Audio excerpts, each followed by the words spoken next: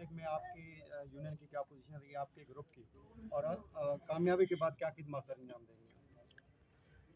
District में हमारे राना मज़हर लतीफ़ CD group की इस टाइम 1/3 अक्सरियत है।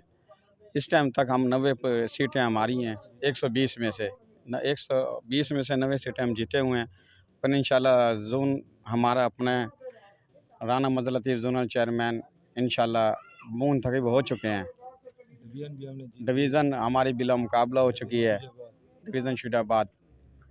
बाकी ये है कि जिंदाबाद, हेड्रो यूनियन जिंदाबाद, राव कमर जिंदाबाद। हमारे ग्रुप लीडर राना मज़हर साहब और हमारा एक ही मोटो है कि लेबर का काम सबसे पहले, यानी कि अगर लेबर हमें आधी रात को भी फ़ोन कर दे, हमारे चेयरमैन साहब को हमें, तो हम हर टाइम उनके लिए हाजिर हैं। लेबर ने हमें मुंतखब किया है, उनकी इज़्ज़त, उनके काम, उनके मसाइल, उनके दुख दर्द, ये सब हमारी ज़िम्मेवारी है और इंशाल्लाह हम इसको ऐसे तरीके से निभाएंगे।